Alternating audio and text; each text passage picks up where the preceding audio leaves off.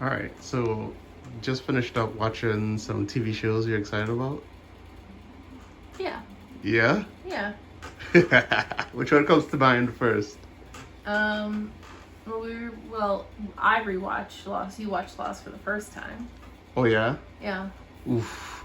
that was a hard viewing. 6 seasons was way too much, but For one sitting. for one sitting. I mean, it was obviously over a few weeks, but quarantine.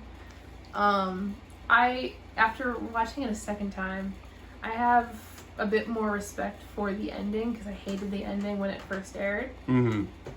And I also appreciated more characters that I hated the first time around. Give me Just- two examples. Okay. Ben Linus, first time around, was a creepy, manipulative, like, horrible person. But this time around, I thought he had more, like, depth to his character. He was still sneaky and manipulative.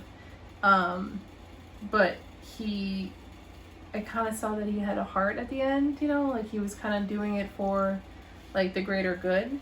Mm-hmm. Well, he judged to be doing really good. Huh? What he judged What to be he doing. judged. I mean, that's what everyone does. Yeah, he was really nuanced. So like he comes off really evil, and it's like, oh, he's doing things that's not just like straight edge, boring villain. Yeah, Yeah. exactly. And then the ending, knowing now that the flash sideways is actually that they're all dead and they're in the afterlife and they're kind of like trying to find each other, so they can move on together. Like, and now having read, a JJ article finally explaining the ending, because everyone was like, oh, it's purgatory. They were in purgatory the whole time, Like, reading the article and then watching it again, I'm like, okay, so while he didn't answer like half the questions that were there, the ending was kind of nice. So, I mean, 10 years ago, it was like, Whoa. what the hell is this? Like, why are we jumping from the 70s, the 50s, the future? Now we're sideways where these people have never met before, It didn't make any sense, but now it makes a lot more sense, so. To you. To me. Yeah. Yeah. I thought it was confusing as hell. Yeah. Especially because I'd seen other time travel shows where they did a better job of distinguishing where they were in the past or the future. Yeah. So they were doing the past jumps, like the first season or two, which were a little bit slow. Too many characters, I was saying. And then 3 and 4 I actually like the most because they got into the the others and that side of the island. Yeah.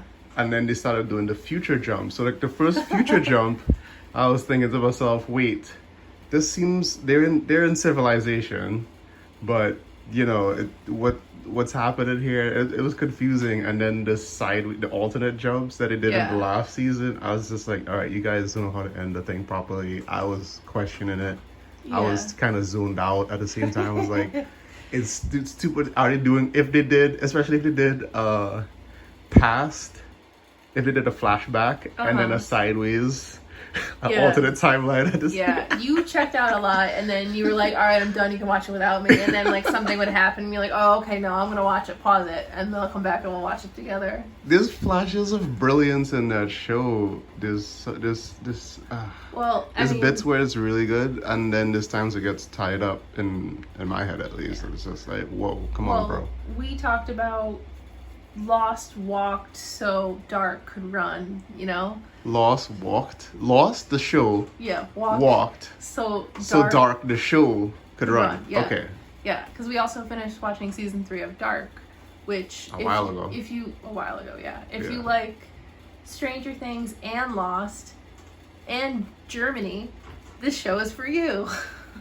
Because they did time travel really well. It's only 3 seasons, but first one was really well done. Second one, they added another dimension, another world, and it got real confusing. And then the third one, they added another dimension again, and they ended it really beautifally. They ended it well, but it did get really confusing. But the end, like the last couple episodes of season 3, they explain what happened, and like all of the confusing things about season 2 finally made sense. So I really liked that. I think you could tell a story better and not just like have me hanging in the winds for a hot while and then you tie it up well. You did a better job tying it up. Like, Yeah. it was a better experience than Lost was. Yeah. But they got really weird with the time jumps. It was really hard Yeah. keeping track of where we were. And then Or at who's who. one, I think they did a good job with who's who for the most part.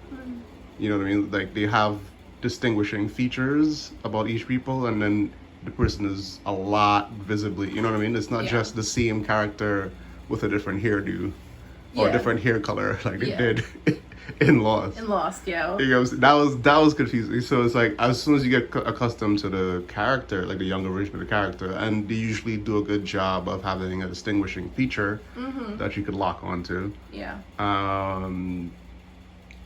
But it was, I thought that was better handled. I just think there were aspects of the front and back that was still, it's tricky.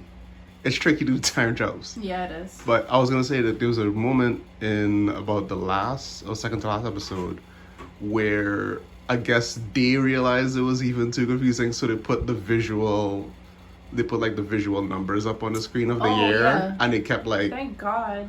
So I was like, okay, if you did this a little bit earlier Well, in the season, that was my thought. yeah. If you did a little bit early season, it would have been easier for me to follow Yeah. where we were at least. I think season 2 needed that, but you're right, they learned their lesson for season 3. Like, it was At the easy, end. At the end, yeah. It was easy in the beginning because they really had only jumped to the 70s and then the 50s. And it was just kind of like going back between those like 3 time periods, or like the 40s, 70s, and present. So it was easier to distinguish because, you know, based on what people were wearing and, you know, technology and stuff. But then season 2, like, they added another dimension, another world, and you're like, so who belongs to who, you know? So, but it was really good. I thoroughly enjoyed it. So I will definitely rewatch that one you another could. time. I'm good. I'm tapping out. Well, I'm not saying I'm gonna rewatch it Because now. I'm I just don't saying, care. You You're not. don't care. You're not getting a 10 years later Lost treatment with this for me. It's like, if the amount of times I heard these guys say, "In your world and in mine," I could at least have 2 brain aneurysms. Yeah. Okay.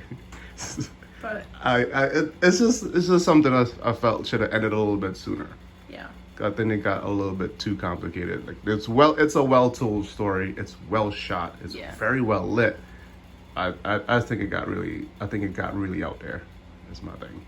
So the thing I want to have you take a look at now is Fringe. Okay. You ever heard of it? It was on Fox. I think it had 5 I've heard seasons. of it. I've never seen it. Yeah, it's got 5 seasons. It was pretty well handled. We'll see how it goes.